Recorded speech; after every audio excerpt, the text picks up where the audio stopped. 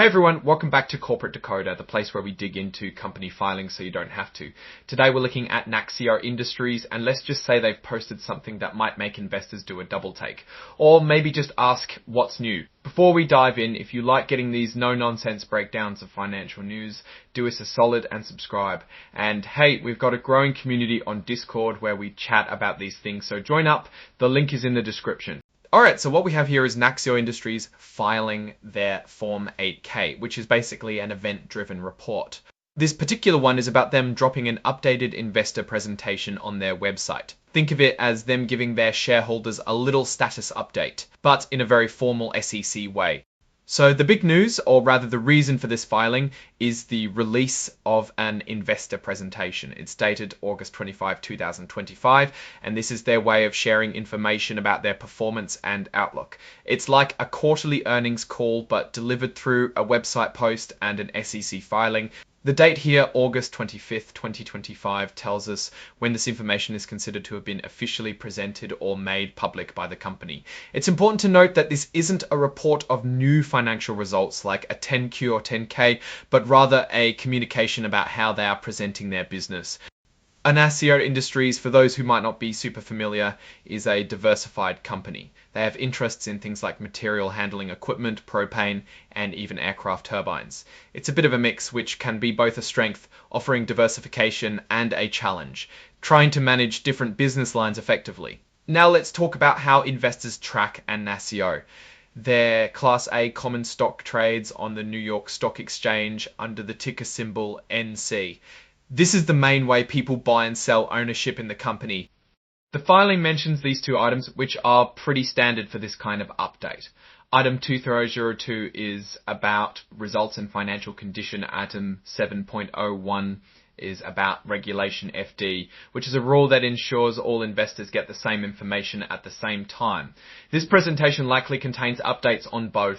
The crucial part here is that the company is furnishing this information, not filing it in a way that makes them liable for every single statement under certain sections of securities law. This is common when companies are sharing investor slide decks, essentially a way to provide an update without locking themselves into every single projection or still getting the word out.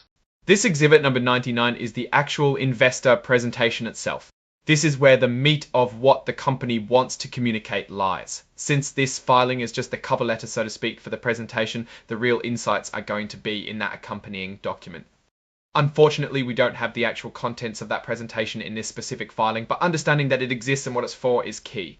The filing tells us it was posted on their website, www.nacco.com. And speaking of who's responsible, the report is signed by Elizabeth I. Loveman, Senior Vice President and Controller. This just confirms that the filing has been properly authorized by the company's management. Now, what can we infer from this filing as it is? Well, it's a good reminder that companies constantly communicate with their investors. This particular communication is a standard practice to provide an update, likely highlighting performance, market conditions, and future plans. Without the presentation itself, it's hard to get into specific numbers or operational details. However, the act of releasing an investor presentation on a specific date signals that the company is actively managing its investor relations and providing them with information they deem important. Think about it this way. If you were a shareholder, you'd want to know what the company is telling potential investors or reinforcing to existing ones. This filing confirms just that. It's a signal that NACCO is in communication mode, and whatever they're highlighting in that presentation is what they want the market to focus on. Looking broadly at NACCO's business strategy, diversification can be a double-edged sword. If one segment is struggling, another might be doing well, smoothing out overall results. However, it can also mean management's attention is divided, or that certain segments aren't getting the focused investment they need to truly excel. We'd need to see the actual investor presentation to understand which of their segments they are emphasizing and how they believe they are performing. Are they focusing on growth in their material handling business, or are they seeing more stability in revenue from their energy-related sectors like propane? The fact that they are issuing this report around mid-year also suggests they might be discussing second quarter results or providing a mid-year outlook. In a volatile economic climate, these updates are crucial for investors to gauge the company's stability and growth prospects. Some potential risks for a company like NACCO could include changes in the industrial sectors they serve, which might impact demand for their material handling equipment. Commodity price fluctuations, especially for propane, can also significantly affect their earnings. Additionally, as a diversified company, they face risks across multiple industries, each with its own regulatory and competitive landscape.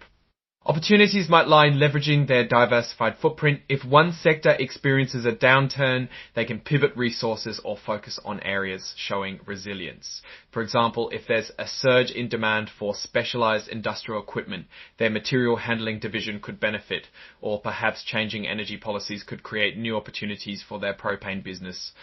Especially if there's a push towards cleaner energy solutions where propane can play a role. In my opinion, this filing in isolation is more about process than substance. It confirms NACCO is actively engaging with the investor community. The real story, the financial details, the strategy updates, the potential risks and opportunities, those are all locked inside that investor presentation. Without it, we're just looking at the cover of a book. However, it signals a proactive stance. Companies that regularly update investors are often more transparent and confident in their operations.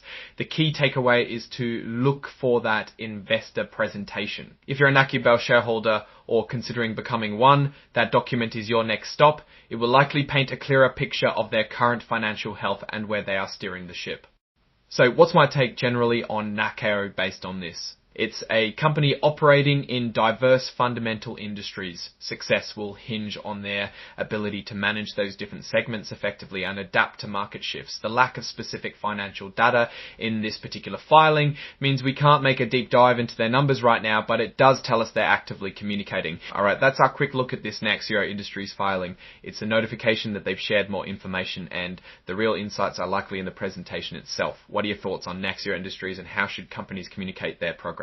Let me know in the comments below. If you found this breakdown helpful, please hit that like button and subscribe for more insights from SEC filings. And don't forget to join our Discord community, linked in the description, to keep the conversation going. Thanks for watching, and we'll see you in the next one.